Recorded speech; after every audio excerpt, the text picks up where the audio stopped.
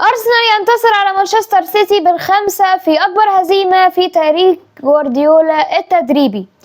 ليفربول بينتصر بصعوبة شديدة على بورنموث 2-0 في مباراة تألق فيها محمد صلاح بتسجيله هدفين، واحد منها كان هدف أكتر من الرائع وكان الهدف الثاني. ومباراة كمان شهدت جدل تحكيمي كبير على ضربة الجزاء اللي تحصل عليها ليفربول واللي قدر يستغلها محمد صلاح ويسجل منها الهدف الأول.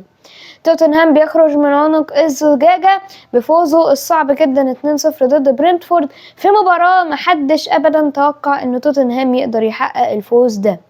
وأخيرا نوتنغهام فورست بينتقم من هزيمته من بورنموث 5-0 وبيكسب الجولة دي برايتون 7-0 عشان تبقى أكبر هزيمة في الجولة وأكتر نتيجة في الجولة وأكبرها يعني. وكمان كريس وود قدر إن هو يسجل هاتريك 3 أجوان في مباراة وحيدة فقط عشان يرجع تاني لسباق الهدافين. هنبدأ بكلامنا في الجولة دي من المباراة الأولى الافتتاحية واللي كانت بين نوتنغهام فورست وبرايتون، المباراة اللي انتهت بفوز نوتنغهام فورست 7-0. طبعا مباراة انا كلمتكم عليها، قلت ان الفريقين طالعين من هزايم، الفريقين معنوياتهم مش قد كده، الفريقين لسه مش يعني متذبذبين في المستوى. بس اللي احنا شفناه من نوتنغهام فورست الماتش ده لا لا لا لا, لا حاجة تانية خالص. واعتقد دي اكبر نتيجة حصلت في الموسم كله، وكمان يعني اعتقد احتمال صغير قوي ان يحصل ماتش تحصل فيه نتيجة اكبر من النتيجة دي. 7-0. كريس وود جايب هاتريك، خلاص بقى 17 جون تقريبا، رجع تاني لسباق الهدافين.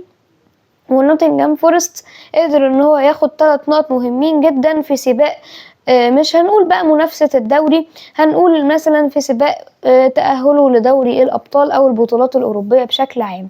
طبعا مباراة هاتريك كريس وود، كمان هاتريك اسيستات من أنتوني إيلانجا، كلهم نجوم نوتنغهام فورست تألقوا في المباراة دي. كمان أكتر من لاعب سجلوا الحقيقة في الماتش زي جيتو دا سيلفا، نيكو ويليامز، وكمان مورجان جيبس وايت. وطبعا الهدف الأول كان هدف ذاتي أو هدف عكسي زي ما بتقولوه من لويس دانك.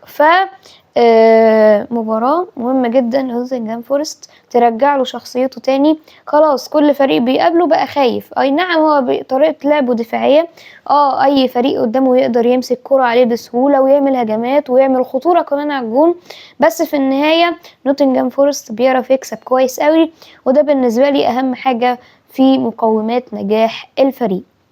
نخش بعد كده على مباراة ليفربول وبورنموث 2-0. نخش في التقيل على طول. طبعا مباراة كان الكل مستنيها، هل هيقع ليفربول ضد طوفان بورنموث اللي شغال بقى يكسب نيوكاسل 4 ويكسب نوتنغهام 5 وكل ده، والنتيجة كانت ان ليفربول كسب بورنموث رايح جاي، رايح 3-0 على الانفيلد، والدور التاني كسبوا 2-0 في الفيتاليتي ستاديوم. ماتش فيه نقط استفهام كتيرة جدا، اهمها هو ضربة جزاء ليفربول الاولى في الدقيقة 30. طبعا كان لقطة فيها جاكبو بيجري ووراه لعيب من بورنموث مش فاكر هو مين الصراحة، ولكن جاكبو وقع من دون اي احتكاك بين الاتنين، وهو بيقع لعيب بورنموث شاط الكورة كده وطلع بره برضو ما لمسوش خالص، ولكن الحكم فجأة بدون اي مراجعات اول ما حصل الكرة دي على طول قام صفر ضربة جزاء، لا راجع مع فار ولا اي حاجة. والغريب كمان في الموضوع ان لعيبة بورنموث ما تحسش انهم اعترضوا قوي، متقبلين الوضع، فما اعرفش الصراحة ايه ده. فمجاملة تحكيمية زي ما تقول يعني تحصل عليها ليفربول في المباراة دي وتقدمت له.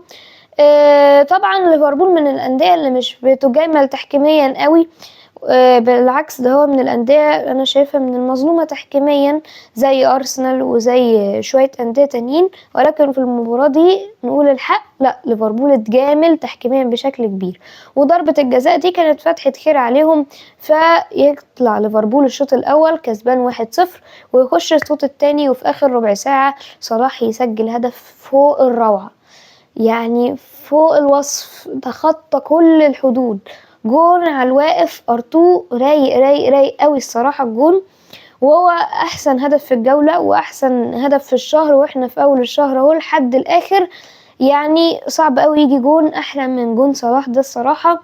فليفربول بيتحصل على 3 نقط مهمين جدا جدا جدا، وكانت ممكن بقى تبعدوا عن ارسنال، ولكن طبعا ارسنال عمل المفاجأة وكسب 5 السيتي، فلسه وراه طبعا.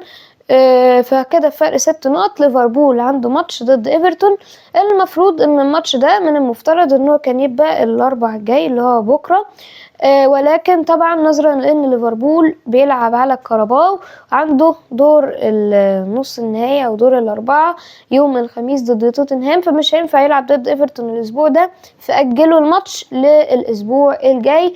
وكمان هذا بالذكر يعني ان الاسبوع الجاي مش هيبقى فيه دوري انجليزي، فحلقة الجولة وكده مش هتبقى موجودة، ولكن بحضر لكم حلقات احصائيات بقى وكده زي اللي كنت بعملها زمان يعني في التوقفات الدولية وكده، وان شاء الله تعجبكم. نرجع لموضوعنا تاني. فخلاص كده اتكلمنا عن مباراة ليفربول بورنموث. بورنموث برضو هزيمته يعني ما اثرتش عليه قوي، كده كده استون فيلا كمان خسروا، فالموضوع ما فرقش معهم قوي، يعني هم لسه المركز السابع، وكمان لسه فرق نقطة عن نيوكاسل في المركز السادس، وده لان نيوكاسل خسروا من فولهام الجولة دي. فالجولة دي بالذات فيها مفاجآت رهيبة الصراحة، من امتع الجولات اللي شفتها في الدوري الانجليزي الموسم ده. خش على المباراة اللي بعديها، وهي مباراة ايفرتون وليستر سيتي، واللي انتهت بفوز ايفرتون 4-0 على ليستر سيتي.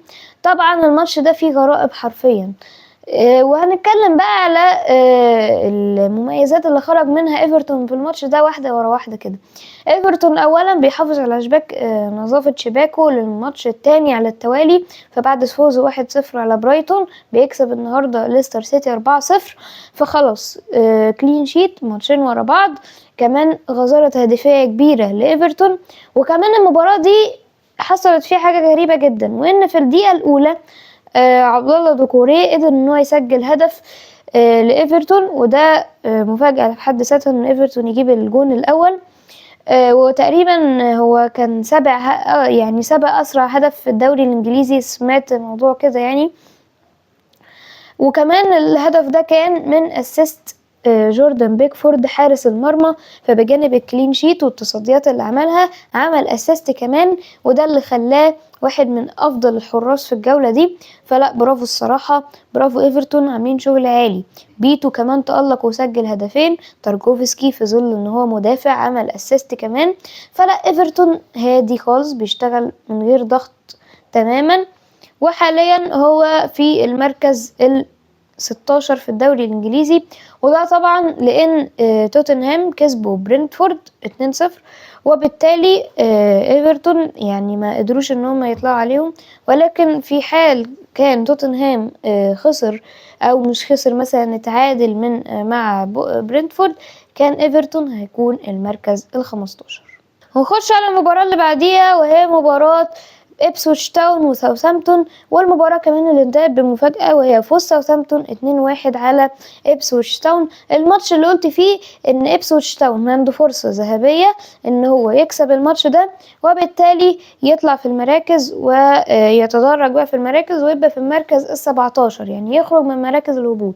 ولكن المفاجأة انه خسر من ساوثهامبتون، وبقى لسه معاه 16 نقطة، كمان لو كسب خلاص. ولكن برضو الموضوع ما كانش يعني مهم قوي، لان وولفرهامبتون هم كمان كسبوا استون فيلا 3-2 او 2-1 يعني، فبالتالي خلاص حتى لو إبسويتش تاون كانوا كسبوا ما كانوش هيبقوا المركز ال17. ولكن كان فوز مهم، كان فوز يطلعهم من المركز ال18، كان فوز يرجعوا لهم الثقة والأمل ان هم يقدروا يفضلوا في الدوري الإنجليزي لموسم كمان. ولكن خسارة، خيبة أمل كبيرة للعيبة نادي إبسويتش تاون، مش بس لعيبته، جمهوره وإدارته ومدربه وكل الناس دي، ربنا يكون في عونهم يعني. فهزيمة الصراحة، خيبة أمل زي ما قلنا كبيرة لنادي إبسويتش تاون. بعد كده نخش على مباراة نيوكاسل وفولهام، واللي انتهت بخسارة نيوكاسل 2-1 على فولهام من فولهام على ملعبه. فنيوكاسل بيتلقى الخسارة التانية على التوالي تقريبا على ملعبه في الدوري الإنجليزي.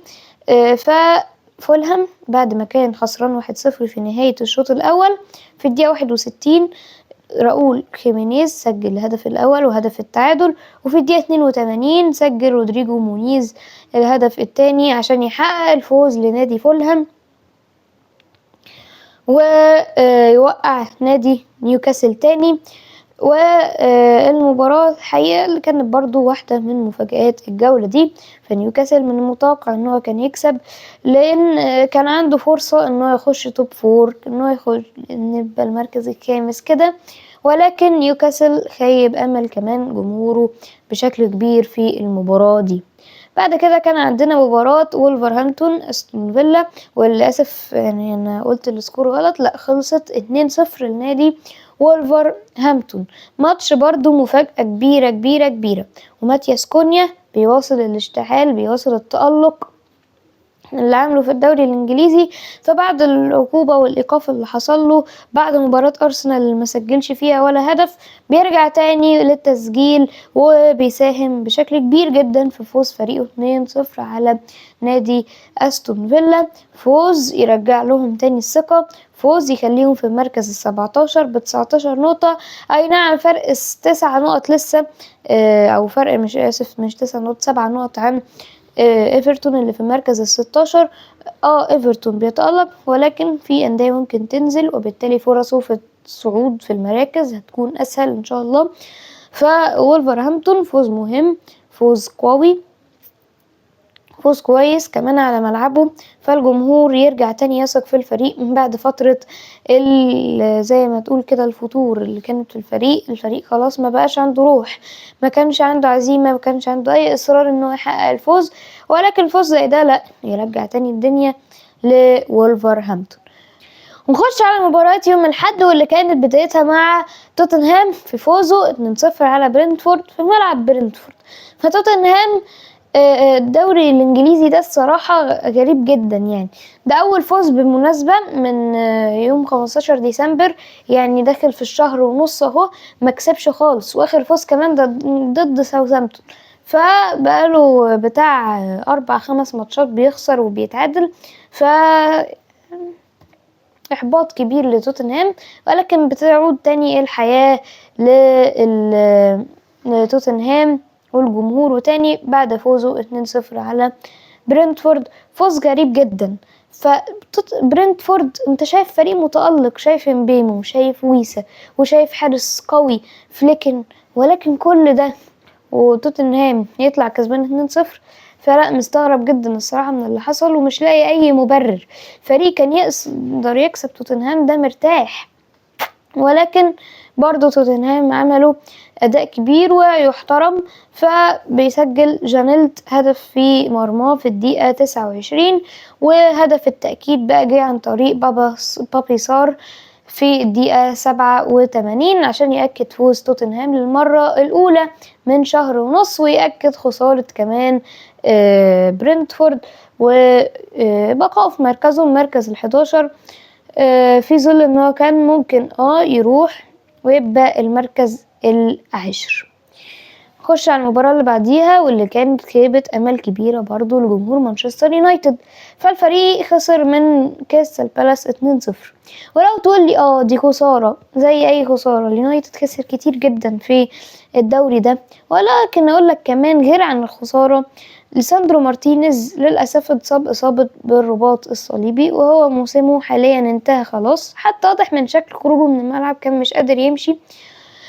فموضوع صعب جدا وبيتأزم بشكل كبير لمانشستر يونايتد في الموسم ده. فبعد لو كان الفوز ده كان هيعليهم في الدوري الانجليزي بعد فوز فولهام، فوز برضو صعب ومش متوقع بالظبط زي فوز توتنهام على برنتفورد، فبيرجع تاني لنقطة الصفر، تحت الصفر كمان مش الصفر بس، وبيخسر من كريستال بالاس 2-0. ف برافو كريستال بالاس وبرافو ماتيتا.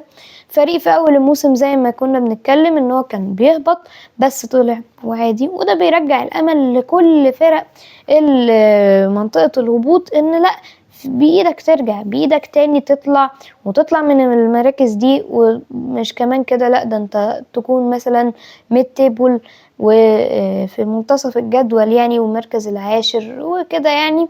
وده النموذج اللي بيقدمه كريستال بالاس ويحترم عليه الصراحة. فماتيتا اللي سجل هدفين وهو مهاجم قوي جدا، وبرده كان من الخيارات اللي أرسنال كان ممكن يخلص فيها في الشتاء. بمناسبة انتهاء سوق الانتقالات يعني، أرسنال كان عنده خيارات كتيرة جدا يخلص فيها. فيها صعبة وفرقها هيكونوا طالبين فلوس كتير، ولكن ماتيتا كريستال بالاس مش عايزين منه حاجة. ما هم يا عم طلعوا اوليسيه وايزي جايله عروض كتير وهيطلع كمان الموسم ده يعني غالبا. فماتيتا اكيد يرغب في يعني لو جاله عرض مثلا من ارسنال اكيد مش هيرفض، خصوصا ان دي القطعة الناقصة والجوهرة المفقودة في ارسنال وهو مركز المهاجم. فماتيتا يحظ كريستال بالاس بيه، وتوقعي كمان ان في فرق كتير قوي هتقدم عروض عشان تكسب ماتيتا في الموسم القادم. فكريستال بالاس يبقى على مركزه، مانشستر يونايتد يبقى على مركزه، الفرق بينهم يفضل نقطة، وكريستال بالاس يفرق نقطة عن برينتفورد اللي فوقه بمركز. وبتفضل الفرق اللي من المركز ال13 لحد ال11 مزنوقين كده في حتة برضو مش عارفين يطلعوا منها، ولكن دي يعني متعة برضو من انواع المتعة. اليونايتد لو كسب يبقى وكريستال بالاس وبرنتفورد خسروا يبقى 11، لو خسر ممكن ينزل اكتر، والمتعة بتبقى في الاماكن دي اكتر بكتير. نخش بقى على المفاجأة وقمة الجولة، وفوز أرسنال 5-1 على مانشستر سيتي. مباراة يعني ممتازة رائعة فاقت الوصف الأرسنال، وماتش كمان هالاند ادعك فيه حرفيا. هالاند أرسنال يعني فش غله فيه بشكل غير طبيعي. ماتش هالاند توجهت له كمية حركات غير طبيعية. جابرييل احتفل في وشه في الجون الأول، مايلز لويس سكيلي احتفل كمان على طريقته بعد ما كان تريق عليه هالاند في الجولة أو في يعني الدور الأول. فماتش فيه أحداث كتيرة جدا، وكان أمتع ماتش في الجولة الصراحة، بعيد عن ماتش نوتنغهام فورست وبرايتون يعني. وتعالوا كده نحكيه بشكل تسلسلي كده. أرسنال بدأ المباراة بهدف من مارتن أوديجارد في الدقيقة الثانية على طول بغلطة دفاعية قاتلة من لعيبة مانشستر سيتي بأسيست من كاي هافرتز. بيكمل الماتش والماتش كله فرص لحد ما بتيجي ركنية من مانشستر سيتي عن طريق عمر مرموش، بيلعب عرضية هايلة لجفارديول اللي بيحطها في الجون، ورايح بيصد وبتطلع في العارضة اللي فوق. ايرلينج هالاند بيحاول ياخد الكرة ولكن سليبة بيمنعه وبيخلص الخطر خلاص من منطقة جزاء أرسنال. بعد كده مفيش دقيقتين 3 غلطة دفاعية مشابهة جدا لجون أرسنال الأول. كاي هافرتز الجون ما كانش فاضي، بس انت انفراد تام وكل اللعيبه على خط الجون، لو شاط بقوه بس الكرة ممكن تدخل عادي جدا، وكان جمهور ارسنال مثلا هيحترمه لو شاطها في زاويه اتصدت معرفش ايه، بس الكرة بره خالص، بره الجون تماما. سيئة سيئة سيئة الصراحة من كاي هافرتز، وده بيبين لك قد ايه البؤس اللي عايش فيه ارسنال من غير مهاجم حقيقي.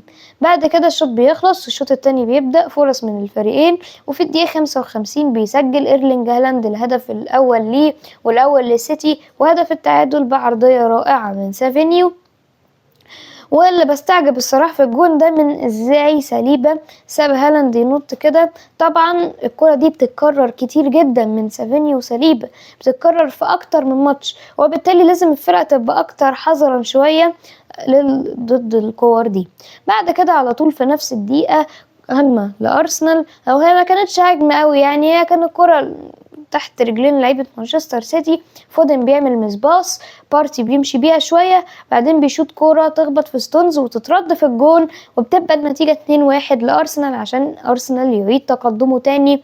بعديها ب5 دقايق مايلز لويس سكيلي الجوهرة لنادي أرسنال بيتقدم بالكرة، بيخش منطقة الجزاء وبيشوط كرة أورتيجا بيصدها، ولكن بتدخل الجون وبتبقى النتيجة 3-1 وخلاص. أرسنال بيعلن رسميا فوزه بالمباراة. صعب جدا على مانشستر سيتي ان هو يعوض، وبيستمر بقى الماتش. على فكرة كان فيه هجمات من الفريقين، أرسنال ما كانش بيدافع قوي يعني. ففي هجمة مرتدة لأرسنال بيطلع مارتينيلي بيلعبها حلوة قوي لهافرتز اللي بيهدى على كورته قوي وبيحطها في الجون عشان ينسي جمهور أرسنال الكرة اللي ضيعها. ولكن برضو بتفضل المشكلة عند كاي هافرتز، وهو ممكن يجيب لك كور صعبة، ممكن يجيب لك مثلا كرة من 3 كور صعبة، بس الكور السهلة بيضيعها، وده ما ينفعش يحصل. بعد كده أرسنال خلاص بقى ضمن الفوز 4-1، نتيجة تاريخية لأرسنال. وبيستمر الوضع كما هو عليه لحد ما نوانيري وميرينو ينزلوا في آخر المباراة، ونوانيري يستلم كورة في الدقيقة 92 وكسور، نتيجة 36 باصة من لعيبة أرسنال. وده بيقولك إحصائية كمان، ده الهدف يعني أكتر باصات يعني ترتب عليها هدف في الدوري الانجليزي من شهر سبتمبر تقريبا اللي فات. نوانيري بيحط ارتوش الشهيرة بتاعته جميلة جدا جدا جدا، بيثبت اورتيجا بمكانه وبيعلن النتيجة 5-1 لنادي ارسنال عشان يحققوا اكبر فوز تاريخيا في مسيرة جوارديولا التدريبية. فجوارديولا كان بيخسر 4-0، يخسر 4-1، حتى مرة خسر 5-2 من ليستر سيتي، ولكن اول مرة يخسر 5 والفرق يبقى كبير 4 اكبر من فرق ليستر سيتي كمان. اكتر ماتش مانشستر سيتي استقبل فيه جوان تحت قيادة جوارديولا، واكتر ماتش على العموم فريق تحت قيادة جوارديولا يستقبل فيه اهداف كمان. فمفاجأة كبيرة جدا قدر يحققها أرسنال الماتش ده، وبرافو برافو أرتيتا، برافو اللعيبة، برافو الجمهور، كلهم كانوا رجالة الصراحة في الماتش ده. مفيش لعيب تقدر تقول ان هو كان مقصر، ده طبعا غير هافرتس يعني. تروسارد عمل ترقيصات مميزة، مارتينيلي يعني ما كانش توب قوي بس لا كان مركز، اسيست كمان كان حلو قوي لهافرتس، بارتي كان رائع، اوديجارد زي ما قلنا ارسنال كان محتاجه جدا في الماتش زي ده وهو لبى لهم الطلب. ديكلان رايس كمان بذل مجهود غير طبيعي، خط الدفاع باكمله كان ممتاز، وكمان رايا قدر ان هو يتصدى لكتير من الكور. فبرافو ارسنال، يستحقوا الفوز 1000000%، ويضيقوا الفرق معاهم بينهم وبين ليفربول عشان يبقى 6 نقط مع مباراة مؤجلة لنادي ليفربول ضد ايفرتون الاسبوع القادم. اخر بقى ماتش في الجولة كان مباراة تشيلسي ضد ويست هام، وتشيلسي استغل الفرصة، ده فريق جاتله فرصة ان هو يرجع توب 4 بعد خسارة نيوكاسل واستون فيلا وبورنموث ومانشستر سيتي. استغل الفرصة، دخل على طول، خلص على ويست هام 2-1 وشكك الناس اكتر واكتر في مشروع جراهام بوتر اللي مش شايفين له لون ده لحد دلوقتي، وبيكسب 2-1 خلاص، وبيضمن المركز الرابع بفرق 4 نقط عن المركز الثالث نادي نوتنغهام فورست، وفرق نقطتين بقى يفرق عن مانشستر سيتي في المركز الخامس اللي ب41 نقطة. فبرافو تشيلسي، بيرجع تاني لسكة الانتصارات بعد كذا ماتش كان متذبذب فيه. فبعد خسارة من من مانشستر سيتي، اي نعم كسب وولفرهامبتون، ولكن تعادل مع بورنموث، تعادل مع كريستال بالاس، خسر 2-0 من لوتون تاون، وخسر 2-1 من فولهام، وتعادل قبليها مع ايفرتون 0-0. فبيرجع تشيلسي وبيخرج زي ما بيقولوا كده من عنق الزجاجة، وبيرجع تاني لسكة الانتصارات. ففوز مهم جدا لتشيلسي في مباراة تألق فيها بالمر، بيدرو نيتو، ونوني مدويكي. فكده بقى نكون خلصنا كلامنا عن الجولة ال24 من الدوري الانجليزي. اخر جولة قبل جولة الكاس اللي هتبقى الاسبوع الجاي ان شاء الله. استنونا في حلقات جاية الاسبوع الجاي بالتحديد، خصوصا يعني اعمل لكم حلقات ان شاء الله تعجبكم، ويا رب تكونوا استمتعتوا بالحلقة، ويا رب ما كناش طولنا عليكم، وسلام.